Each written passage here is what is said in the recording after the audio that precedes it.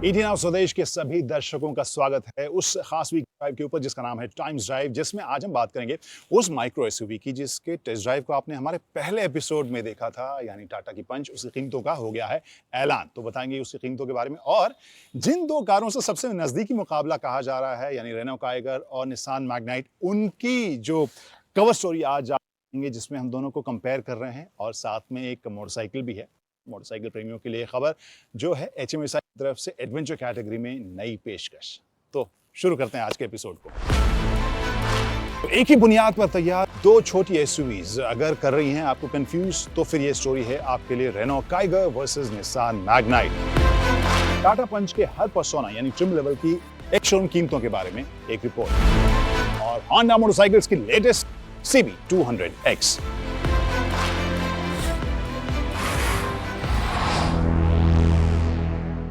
नमस्ते times drive family, I am क्रांति संभव। स्वागत है आप सभी का एक राम और श्याम स्टोरी में। ट्विंस हैं जो थोड़ा सा कंफ्यूज किए हुए हैं आप सभी कस्टमर्स को, जो एंट्री एसयूवी सेगमेंट के प्रोडक्ट को लेना चाह रहे हैं और वो सोच रहे हैं कि वो निसान की मैग्नाइट लें या रेनो की काइगर। जी हाँ, मैंने सही कहा, क्योंकि ये दोनों आइडेंटिकल ट्विंस नहीं हैं। इनकी बुनियाद सेम है, इंजन ऑप्शन सेम है, ट्रांसमिशन ऑप्शन सेम है, जो डिमेंशंस है वो भी सेम है, बट दोनों बिल्कुल अलग दिखती हैं।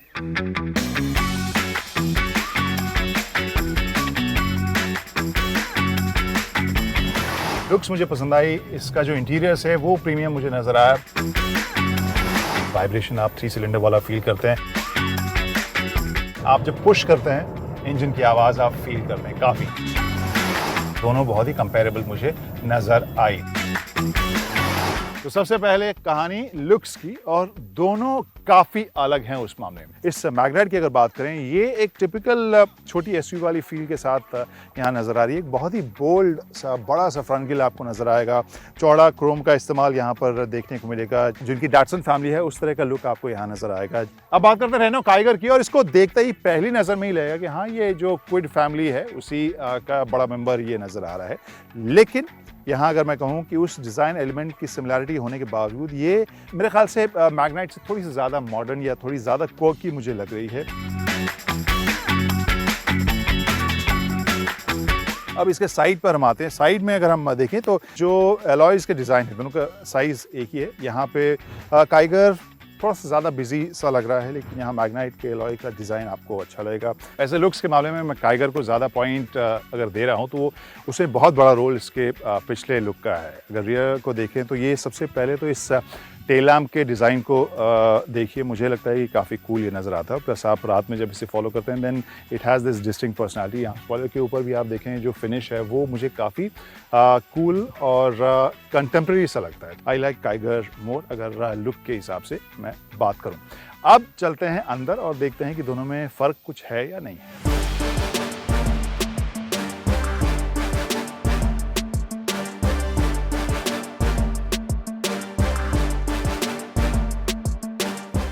ओके गाइस, निसान मैग्नाइट का नंबर पहले आया। यहाँ पर मैं इंटीरियर की बात करूँ, ड्राइवर सीट पे बैठा हूँ, क्या कुछ फीचर्स क्या कुछ नज़र आ रहा है मुझे, लेट्स सी। सबसे पहली जो चीज़ मुझे नज़र आई यहाँ बैठते ही, ड्राइवर साइड जो विंडो स्विच है वो आपको ऑटो मिलता है, और इस सेगमेंट में that is something which is pretty functional and useful. Steering wheel की बात करूँ, यहाँ पर लेदर रैप स्टीयरिंग व्हील मुझे इस वाले वेरिएंट पे मिल रहा है। Design okay, it's looking smart.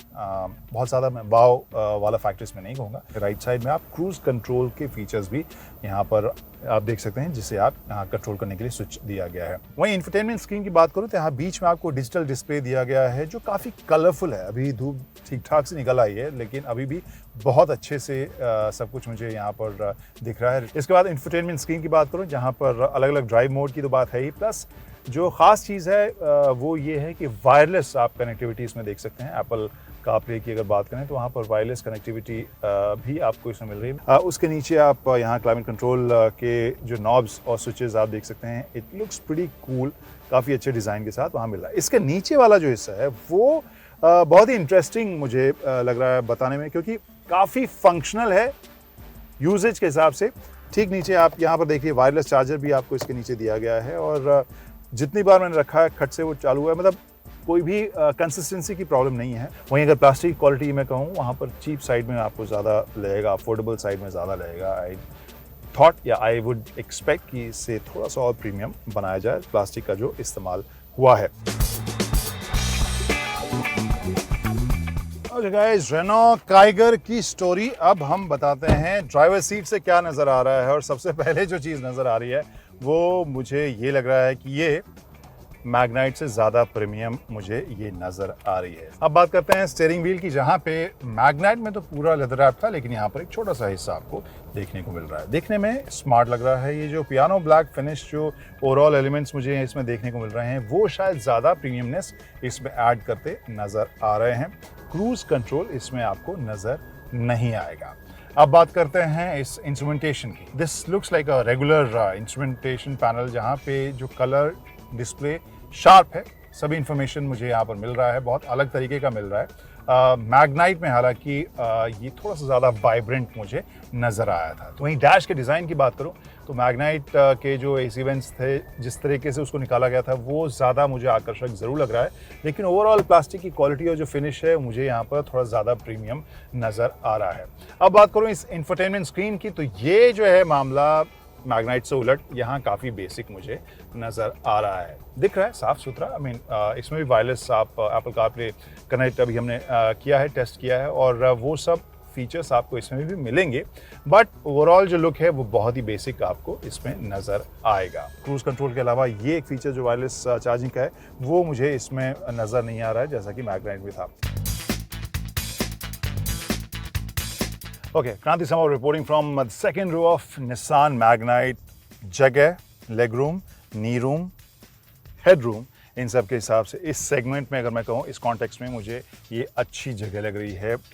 दो लोगों के लिए ये काफ़ी आरामदेह और स्पेशियस मामला मुझे लग रहा है। आइसोफिक्स यहाँ पर एंकरेजेस दिए गए हैं, और इसके अलावा आर्मरेस्ट, यहाँ पर फ़ोन आप रख सकते हैं, 2 कप रख सकते हैं, और ओवरऑल फील जो है वो मुझे बेसिक लेकिन कंफर्टेबल वाली ये लग रही है। इसके अलावा और क्या, एसी वेंट्स आपको मिल ही रहा है। 12 वोल्ट का यहाँ पर एक प्लग पॉइंट मिला है। यूएसबी का पॉइंट यहाँ नज़र मुझे नहीं आया है, that is kind of miss.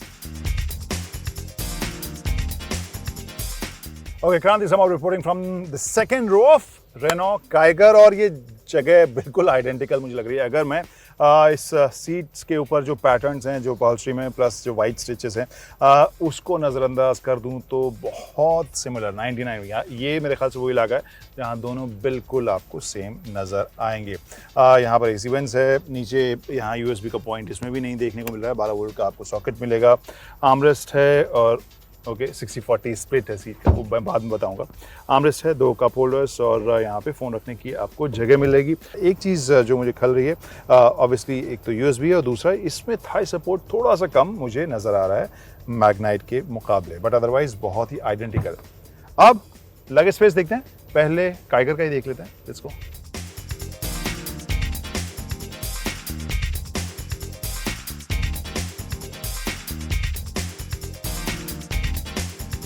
और अब लगेज स्पेस पहले पेश है काइगर, और फिर है मैग्नाइट, और फिर है आपसे सवाल कि दोनों का स्पेस देखिए ज़रा, और देखकर आप कीजिए कमेंट किस में आपको जगह ज़्यादा लग रही है। वैसे मैं बता देता हूँ, काइगर ने बाजी मारी है।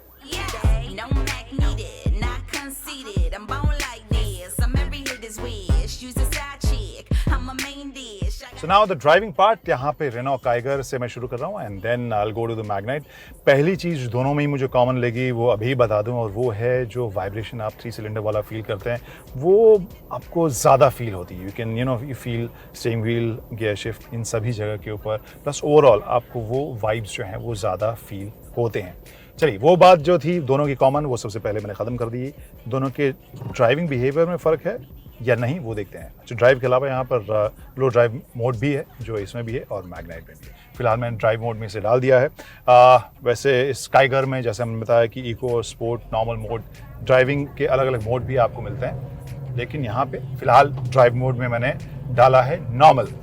और उसकी ड्राइव के बारे में अगर मैं बात करूँ, तो ये जो गियर शिफ्ट है, सबसे पहले तो मैं वो फील कर रहा हूँ, जो CVT है बेसिकली, वो काफ़ी स्मूथ, काफ़ी लीनियर मुझे नज़र आ रही है, और उसमें कुछ भी टेंटेटिव सा फील नहीं हो रहा है, so that is behaving nicely. अब बात करें इसके ओवरऑल सस्पेंशन की और ड्राइव फील की, तो ये मुझे सॉर्टेड सी लग रही है। जो सस्पेंशन की क्वालिटी या जिस तरह का रिबाउंड मुझे यहाँ पर देखने को मिल रहा है वो बहुत ज़्यादा मुझे शेक नहीं कर रहा है, और जो ऊबड़ खाबड़ रास्तों या ख़राब रास्तों की जो आवाज़ है वो कैबिन के अंदर बहुत हद तक नहीं आ रही है। तो I like the suspension. Never acting shady. Come on me sideways, spilling my aftermath. Ride them beats, hit the chronic in my past. Every time I pass, they try to make a pass. I don't mean to be rash. Overall एक smooth ride शहरी माहौल के हिसाब से ये देती हुई नज़र आ रही है।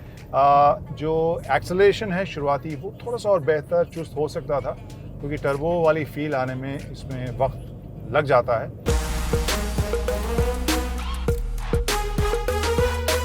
Now this is Nissan Magnite, जिसके ड्राइव और परफॉर्मेंस के बारे में बात करते हैं, नेगेटिव्स और पॉजिटिव्स के बारे में बात करते हैं। ड्राइव के बारे में जो सबसे पहली चीज़ काइगर की बात की वही इसकी बात करूँगा कि सस्पेंशन हैंडलिंग मुश्किल रास्तों के ऊपर जो इसका बिहेवियर है वो कैसा है, और वहाँ पे समहाउ इंटरेस्टिंगली ये थोड़ी ज़्यादा आवाज़ कैबिन तक पहुँचाती नज़र आ रही है, जो मुश्किल रास्तों के ऊपर जब मैं इसे लेके चल रहा हूँ। जो एक्सेलरेशन है दोनों का वो बहुत ही कंपेरेबल है, दोनों को लगभग बराबरी वाला आपको फुटेज भी दिखाएंगे जिसमें मैं और कैफी कोशिश कर रहे थे एक्सेलरेशन चेक करने का, और जिस भी कार में मैं बैठा था वो कार हार रही थी, यानी निसान मैग्नाइट और रेनो काइगर दोनों का परफॉर्मेंस बहुत ही बराबर वहाँ पर देखने को मिल रहा था। अगर हम स्पेशली जैसे आमतौर पर रेड लाइट से जब हम गाड़ी निकालते हैं उस तरह के माहौल में, ऑब्वियसली ड्रैग रेस नहीं था, बट जनरली हम लोग एक्सेलरेशन टेस्ट कर रहे थे और दोनों बहुत ही कंपेरेबल मुझे नज़र आई। हैंडलिंग और परफॉर्मेंस के मामले में मैग्नाइट और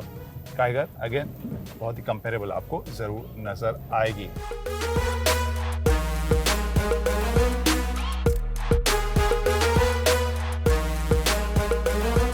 आखिर में वही वर्ल्ड फेमस सवाल इन इंडिया की बिंदु कहाँ विश्राम करती है। सो अगर आपको चाहिए एक गुड लुकिंग, क्वर्की लुकिंग, थोड़ी सी कंटेम्प्रेरी मज़ेदार फील वाली पर्सनालिटी वाली कार जो अंदर से थोड़ी प्रीमियम हो, तो फिर मुझे लगता है कि काइगर आपके लिए।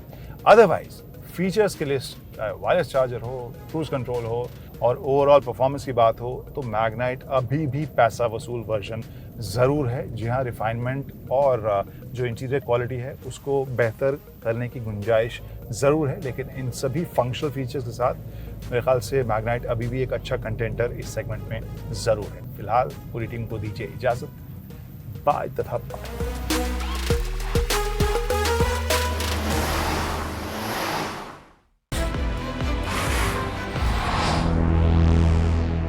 नमस्ते times drive family, I'm Kranti Sambhav. Welcome to Times Drive news break, जिसमें बात करेंगे टाटा पंच के प्राइसेस के बारे में।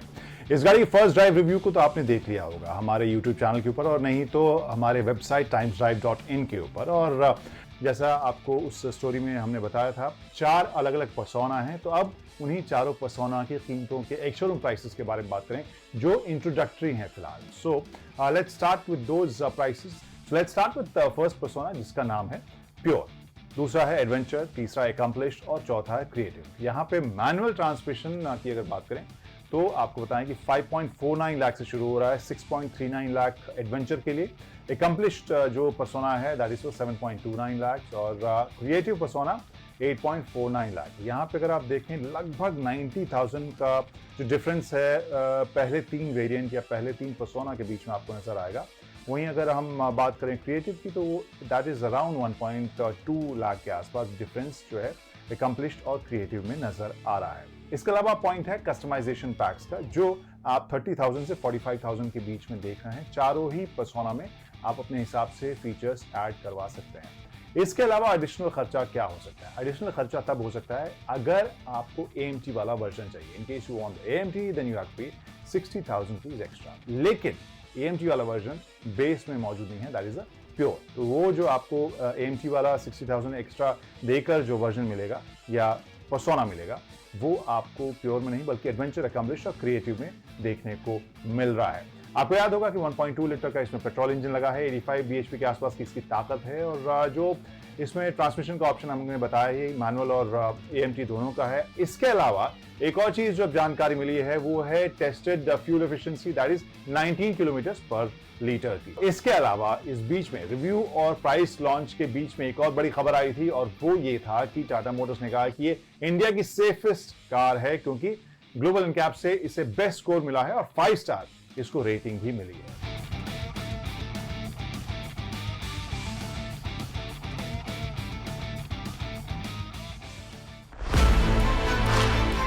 तो टाइम्स ड्राइव के अगले हिस्से में आपको ले चलेंगे एक एडवेंचर राइड के ऊपर। बात करेंगे होंडा की CB200X की।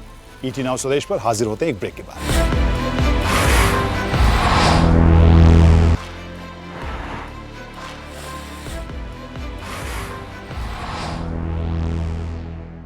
इंडियन बाइकर्स के दिलों पर आजकल एडवेंचर टूरिंग बाइक्स का कब्जा है और इसी वजह से चाहे 15-20 लाख की बाइक्स हो या फिर 1-2 लाख की बाइक्स, सभी प्राइस रेंज में अलग अलग हम प्रोडक्ट्स देख रहे हैं और वहीं कोशिश कर रही है होंडा अपनी नई CB200X के साथ कितनी ये एडवेंचरस है और टूरिंग में कितनी मजेदार है, ये सब जांच रहे हैं हमारे सहयोगी अंकुर।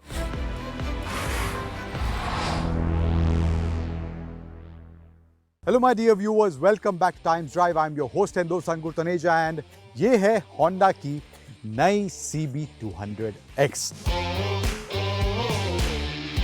पावर वाइज ये इंजन आपको निराश नहीं करेगा।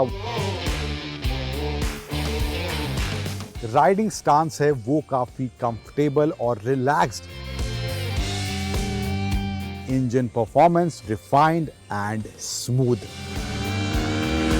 अब होंडा कहना है कि ये एकदम कंप्लीटली नए सेगमेंट में होंडा लेकर आई है, स्पेशली उन कस्टमर्स के लिए जो शहर में ज़्यादा बाइक चलाते हैं और वीकेंड पर कभी कभार ऑफ रोडिंग का शौक रखते हैं। उनको ध्यान में रखकर ये बाइक तैयार करी गई है एंड होंडा इस बाइक को डायरेक्टली हीरो की एक्सपल्स 200T से कंपेयर भी नहीं कर रही है। इसका जो परफॉर्मेंस है इस 200cc का, हालांकि ये इंजन जो है वो सेम हॉर्नेट वाला ही इंजन इसमें दिया गया है, बट इस बाइक के साथ वो परफॉर्म कैसा करता है उसकी बात करेंगे।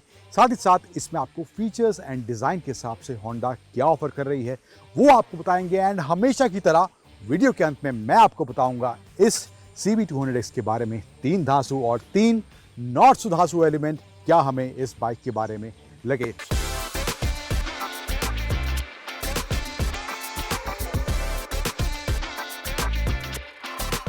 सबसे पहले बात करते हैं इसके परफॉर्मेंस की और इस CB200X में आपको राइड क्वालिटी कैसे मिलती है। तो परफॉर्मेंस की बात करें तो इंजन जो इसमें दिया गया है ये 200cc का है, सेम हॉर्नेट वाला इंजन है। 17.1 bhp की पावर जनरेट करता है एट 8500 RPM पर एंड अराउंड 16.1 न्यूटन मीटर का टॉर्क जनरेट करता है अराउंड 6000 RPM पर। तो परफॉर्मेंस के हिसाब से शुरुआत में इस इंजन का परफॉर्मेंस आपको काफ़ी रिफाइंड और स्मूथ ज़रूर देखने को मिलने वाला है। इसके अलावा टॉर्क की बात करें तो शुरुआत में बहुत ज़्यादा टॉर्कियर ये इंजन से आपको फील ना हो, बट पावर वाइज ये इंजन आपको निराश नहीं करेगा। इसके अलावा कंफर्टेबल है, सीट्स भी काफ़ी कंफर्टेबल हैं, वहाँ पर भी आपको कोई दिक्कत महसूस नहीं होगी। इन टर्म्स ऑफ ब्रेकिंग बात करें तो आगे पीछे दोनों जगह आपको डिस्क ब्रेक मिलती हैं। सिंगल चैनल ABS इसमें आपको मिलता है, चाहे आप बारिश में चला रहे हैं या आप ड्राई रोड्स पर चला रहे हैं तो वहां पर ब्रेकिंग इसकी सटीक है, प्रिसाइज है। जब आप इसको ज़्यादा पुश कर रहे होंगे वहां पर लगेगा थोड़ा और कॉन्फिडेंस इसकी ब्रेकिंग से मिलता तो राइड एक्सपीरियंस और बेटर हो सकता था। सस्पेंशन के हिसाब से मुझे लगता है सिटी में आपको बहुत ज़्यादा दिक्कत महसूस नहीं होगी, बट सडनली अगर आप तेज़ रफ्तार में कोई स्पीड ब्रेकर या कोई गड्ढा आपके सामने आ जाता है तो वहाँ पर आपको सस्पेंशन इसका स्टिफ ज़रूर महसूस होगा और वो गड्ढे आपको अच्छे से इस CB200X में फील भी ज़रूर होंगे। अगर आप इसको ऑफ-रोडिंग के लिए ले जाना चाहते हैं, चाहे वो थोड़ा सॉफ्ट ऑफ-रोडिंग हो या थोड़ा ज़्यादा आप खराब रास्ते पे इसको ले जाएंगे, तो वहाँ पर आप एक्सपेक्ट करेंगे सस्पेंशन में थोड़ा और ट्रैवल और होता था, तो वो एक्सपीरियंस आपका बेटर इसकी सस्पेंशन के हिसाब से आपका राइड का हो सकता था।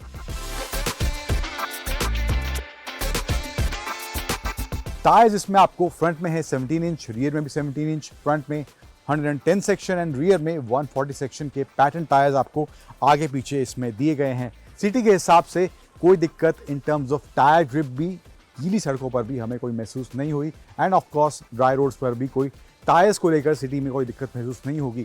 थोड़ा बहुत हमने जो इससे ऑफ रोडिंग किया वहाँ पर आपको लगेगा कि टायर्स में इसके आपको ऑफ रोडिंग वाला एक ऑप्शन भी मिलता है, इसके सेट का ऑप्शन मिलता है, तो वहाँ पर वो ऑफ रोडिंग एक्सपीरियंस जो लोग ज़्यादा चाहते हैं उनके लिए थोड़ा और बेहतर ये पैकेज होंडा की CB200X बन जाती है।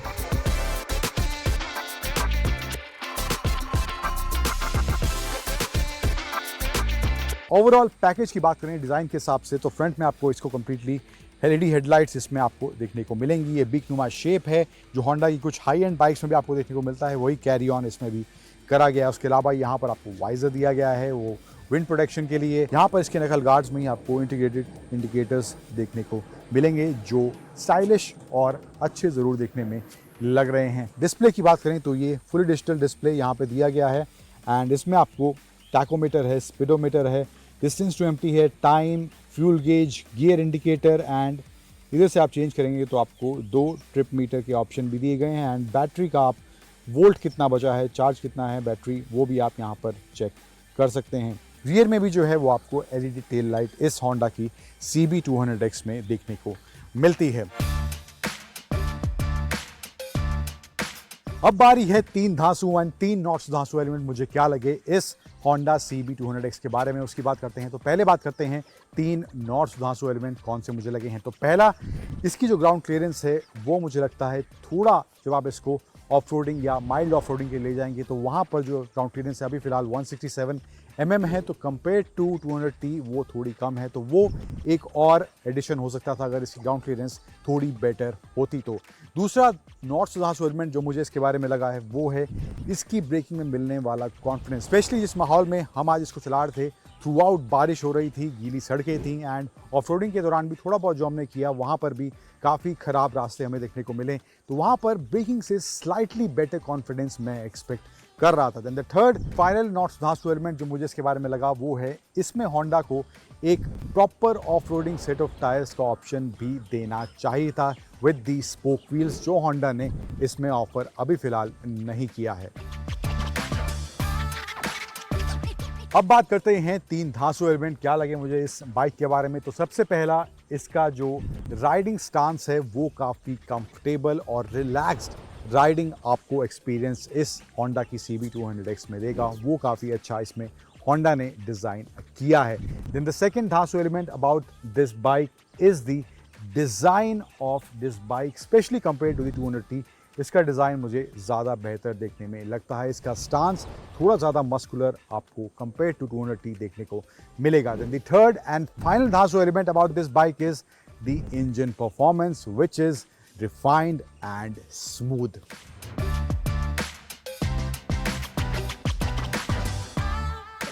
अब ओवरऑल इस होंडा की CB200X के एक पैकेज के तौर पर बात करें, राइडिंग एक्सपीरियंस, फीचर्स के हिसाब से, डिज़ाइन के हिसाब से, सबसे पहले परफॉर्मेंस के हिसाब से बात करें तो वहाँ पर इसका ये 200cc का इंजन आपको बिल्कुल निराश नहीं करेगा। शुरुआत में आपको थोड़ा टॉर्क कम मिलेगा बट ग्रेजुअली ये अच्छा पावर डिलीवर करना शुरू हो जाता है जब आप इसको थोड़ा सी इस रफ्तार में भी इसको चलाना शुरू करते हैं। उसके अलावा राइडिंग पोस्चर भी काफ़ी कंफर्टेबल है, सीट कंफर्टेबल है, ब्रेकिंग थोड़ा कॉन्फिडेंस कम है बट ओवरऑल सॉर्टेड है। सस्पेंशन में थोड़ा ट्रैवल और ज़्यादा मिल जाता तो और बेहतर पैकेज ये बन सकती थी। तो ये कुछ इन टर्म्स ऑफ राइड हमारा ओपिनियन है इसको लेकर। फीचर्स के हिसाब से मुझे लगता है जो बेसिक नॉर्मल फीचर्स इस सेगमेंट की बाइक में देखने को मिलते हैं वो आपको होंडा ने इसमें ऑफर ज़रूर करे हैं, तो उसके हिसाब से भी आपको ये अच्छा package in terms of feature देखने को मिलेगा। डिज़ाइन के हिसाब से मैं कहूँगा यस, इसको थोड़ा एडवांटेज ज़रूर है X+ 200T के मुकाबले, क्योंकि इसका जो स्टांस है वो थोड़ा आपको ज़्यादा ऑफ रोडिंग एडवेंचर वाला देखने को मिलेगा compare to the Hero X+ 200T।